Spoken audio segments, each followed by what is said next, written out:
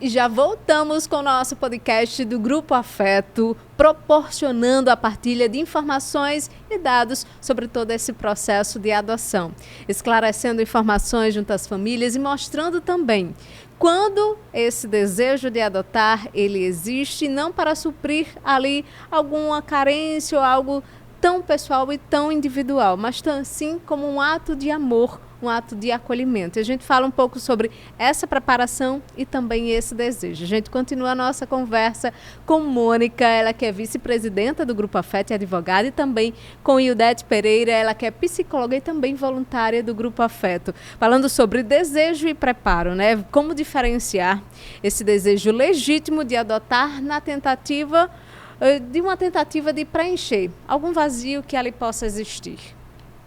Isso, às vezes o pessoal pergunta, Dani, o que é que a psicóloga ou o assistente social vão perguntar, né? E aí a gente explica, eles vão tentar saber o seu motivo de adotar. Ah, porque minha mãe já é idosa e aí a gente queria uma pessoa para ser companhia dela. Errado. Ah, porque eu perdi um filho e aí hoje eu quero outro filho. Errado. Que mais, Mônica, assim, que são motivos errados? Meu filho está sozinho e precisa de uma companhia, né? Ou então eu tenho uma criança, um filho já que é PCD, mas aí eu não quero deixar ele sozinho, né? Eu não sei o que é que vai acontecer no futuro, né? E são exemplos que a gente já vivenciou. Já vivenciou, né? E assim, às vezes não porque eu quero fazer o bem, não, porque eu entendo que meu dever enquanto cristão, é isso. Não, o seu dever enquanto cristão, a sua bondade, sua benevolência e várias coisas que você pode fazer, não é isso. A adoção, ela é um vínculo familiar. Exato. E você não pode ter esse sentimento para com o pai, para com a mãe, para com o irmão. O vínculo familiar não se forma assim. O vínculo familiar ele é mais profundo, né? Se você quiser fazer benfeitoria, você vai em alguma instituição, vai lá se voluntariar, vai colocar para entregar cestas básicas. A adoção, ela não é caridade, é uma formação familiar. Exato. Né? E a gente até fala que, às vezes, as pessoas pensam que a gente está buscando uma família para uma criança. Não. A gente está procurando, aliás, uma criança para uma família. Não, a gente está procurando uma família para uma criança. Né? É justamente aquela criança que está precisando dessa família. Então, assim, o seu objetivo, quando você decide ser pai ou mãe por adoção, é porque você quer uma família. Você quer ser mãe, você quer ser pai. E aí, pai e mãe de pessoas reais, né? Não de pessoas idealizadas. Então eu vou pegar. Primeiro não é pegar, é adotar. Eu vou adotar uma criança recém-nascida, porque aí eu vou moldar do jeito que eu quero. Não, também não. Né? Então, ninguém molda ninguém. Né? Não, mas eu não vou pegar adolescente, eu não vou pegar uma criança maior, porque eu sei lá que vem. Então, assim, às vezes o alecrim dourado tem bandido na família, tem problemas familiares como todos nós temos, mas a quem vai trazer um problema para aquela família é aquela criança que foi adotada, né? Às vezes uma criança responde, criança dá trabalho, criança, né, tem todos aqueles... Tem seus gostos, suas manias. Isso. Aí o pessoal fala, é porque é adotado.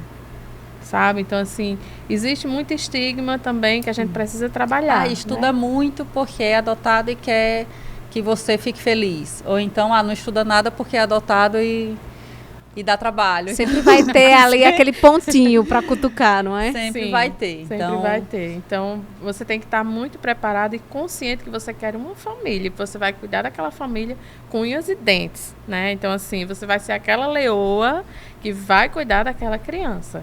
Né? Você não vai, eu vou adotar porque o meu filho está sozinho, eu vou arranjar um amiguinho para ele. Não, você vai adotar porque você tem um filho e quer outro filho. Porque você quer uma família maior. Você quer completar esta família que você já tem, né? E assim a gente vai configurando novas famílias com novas situações. Mas eu acho que o que a gente mais conversa no início é isso, assim. Primeiro, a expectativa e a realidade. Do mesmo jeito, né, falando de crianças maiores, do mesmo jeito que você idealiza um filho idealiza os pais. né? Então, você está preparado para viver uma idealização de uma criança? Você está preparado para isso? Você está preparado para o que ela vai pedir de você? Né? E isso, assim, todos os filhos que vierem, independente de que forma eles venham, você vai ter esse dilema em casa. Quando ele virar adolescente, que quiser, assim, demarcar o território dele, você também vai ter que definir o seu território, os seus limites, né? Você também vai ter uma quebra de expectativa. Então, é geralmente isso que a gente pondera. E não é incomum essas idealizações. E a gente precisa mostrar para as pessoas que ter essa idealização não é o problema. O problema é você não trabalhar. É você ignorar isso, né? Porque todo mundo entra com uma idealização, todo mundo com expectativas, com vários pensamentos. Super mãe, é fácil, né? Hoje em dia vai estudar biologia, não consigo. Então, assim, expectativas foram quebradas, né? Minha filha, mãe, vamos estudar? Não sei, não aguento mais. E nessa parte assim, eu até entre um pouquinho de contradição que eu falei que às vezes a família por adoção é diferente, mas ela também tem muitas coisas iguais, né? E essa semana a gente agora tem a biblioteca com afeto, né? Que é a biblioteca do afeto. E aí uma pessoa colocou assim: será que tem algum livro sobre adoção solo?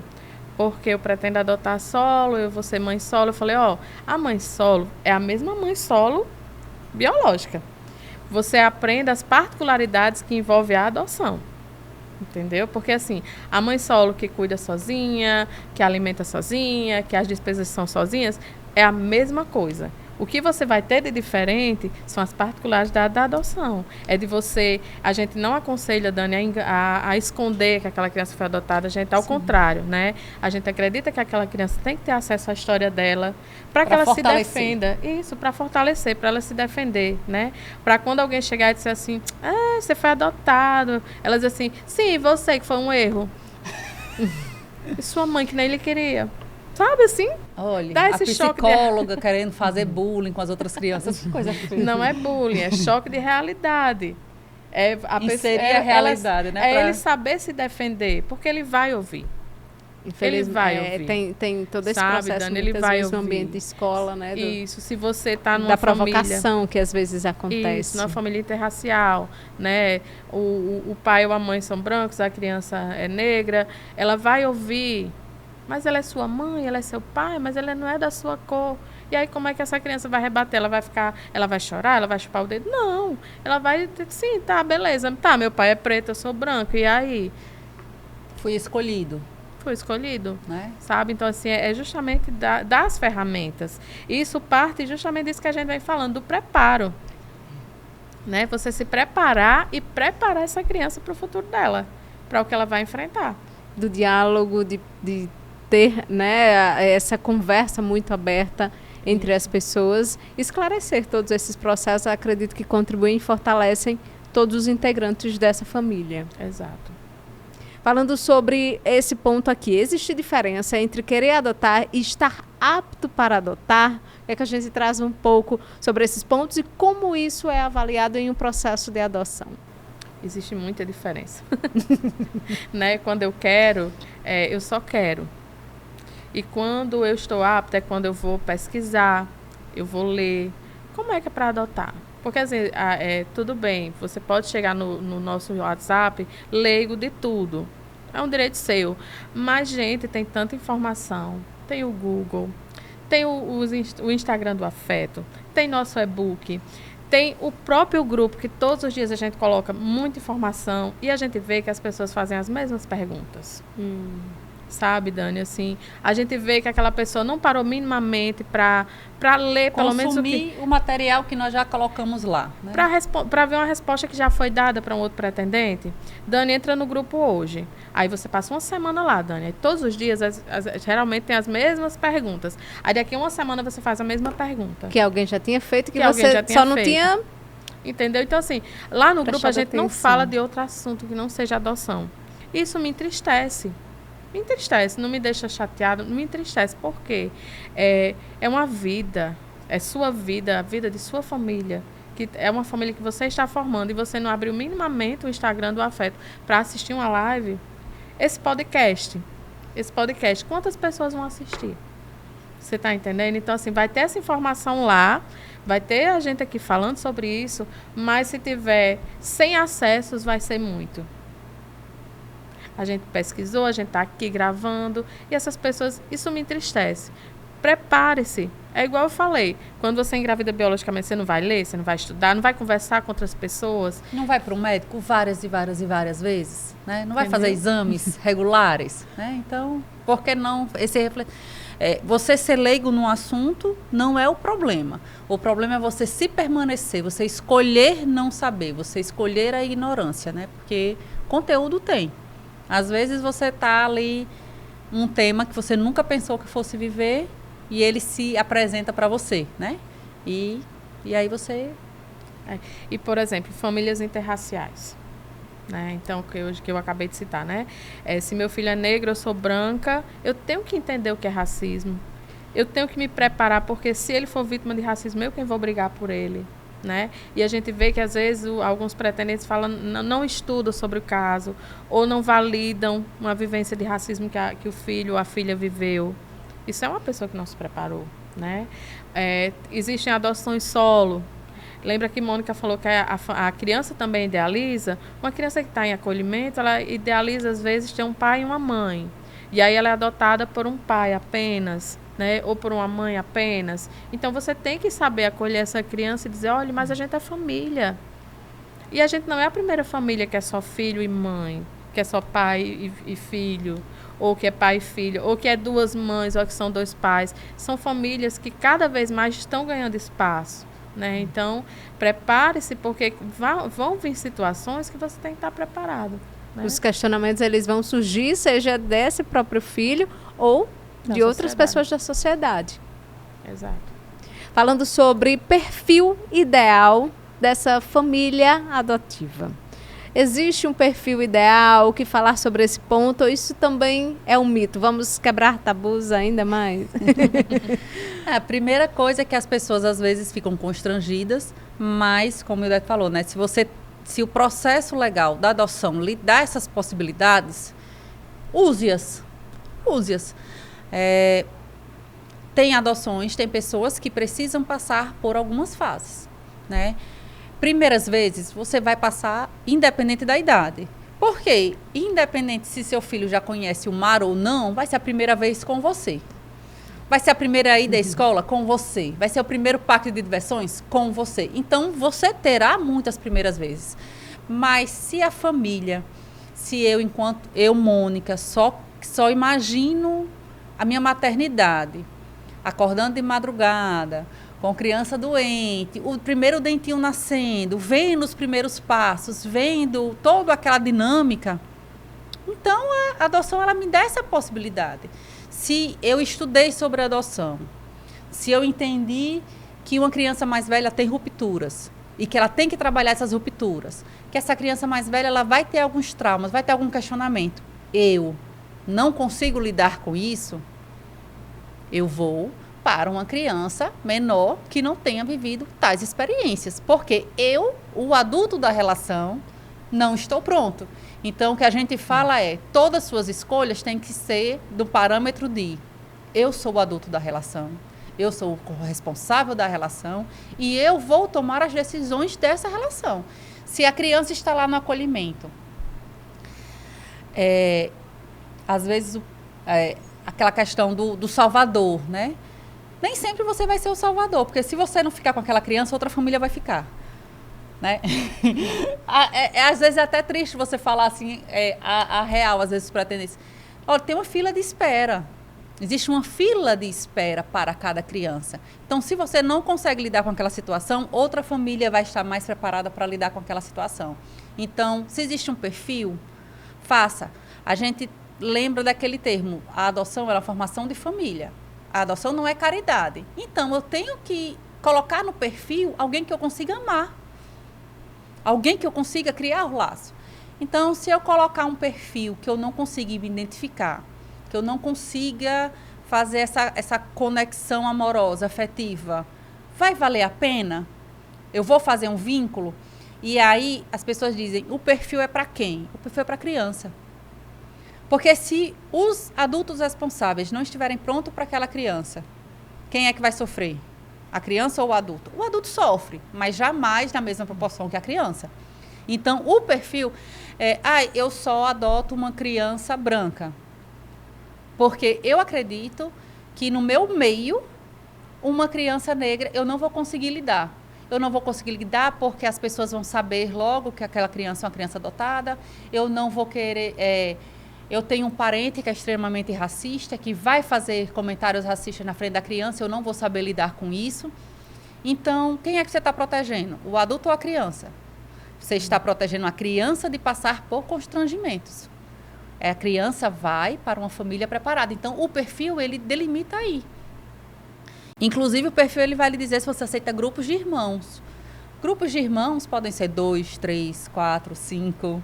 Tem casos de 6 irmãos que são adotados juntos. Mas aonde come um, come 2. Aonde come 2, come 5.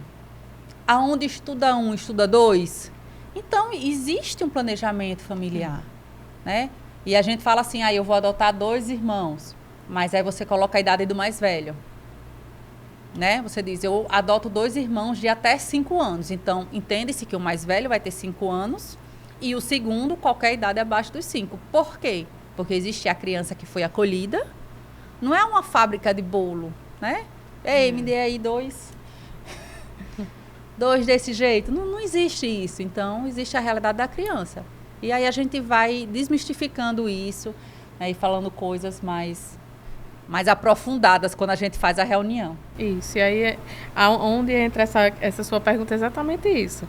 O desejo versus a aptidão é isso. É você entender os motivos que você tem para adotar e as suas capacidades e se preparar para esses problemas ou essas situações ou essas coisas que irão surgir e que você é o adulto da relação, como a Mônica falou, você vai sofrer, mas você vai entender por que você está sofrendo. Você está sofrendo porque seu filho passou por aquilo, porque sua filha passou por aquilo, mas a criança ela vai sofrer sem entender, ela pode até pensar, nossa, eu vou viver tudo aquilo de novo. A gente até fala muito que as crianças elas acabam fazendo testes, né? Elas acabam testando porque elas querem saber se elas vão ser abandonadas de novo, né? Então assim, eu vou puxar o cabelo da minha mãe, não vou deixar ela dormir, eu vou gritar, eu vou chorar, eu vou espernear, porque um dia ela vai me devolver, então eu quero saber se ela vai devolver hoje, né? Então, elas vão fazendo testes, e aí você tem que estar preparado, você tem que entender que isso vai acontecer, né? Não foi um teste, mas essa criança que não deitava, não era um teste, mas era uma situação que ela vivenciava, né? Então, você está preparado quando você entende que tem todas essas nuances e que você está minimamente se preparando, né? Você nunca vai estar preparado, né, Mônica? Não, preparado não vai estar, não. E o mais difícil é uma birra ou é um trauma? E avaliando as situações. Ou é um trauma? Né? Qual é a história do meu filho? Isso daqui é birra. Vai comer sopa sim, porque você... Ai, não, ela não quer comer sopa porque ela tá traumatizada com sopa. Eu disse, espera aí, olha a besteira, né? Então, é isso que a gente tenta trabalhar minimamente. Que se você olhar, os biológicos também enfrentam, né? Que Giovanna Eubank falou que o filho dela não suportava alguns cheiros e ela, isso é frescura. E depois ela descobriu que ele tem, sim, hipersensibilidade, né? Um transtorno, né? Que acaba tendo problemas com textura, com cheiro, né? Então, assim, mas aí ela fez o quê? Ela foi procurar saber o que estava acontecendo, né? Buscar avaliar a situação. Isso, né? Então, é exatamente isso. Se você não souber, mas você vai estudar, mas você vai buscar e você vai solucionar.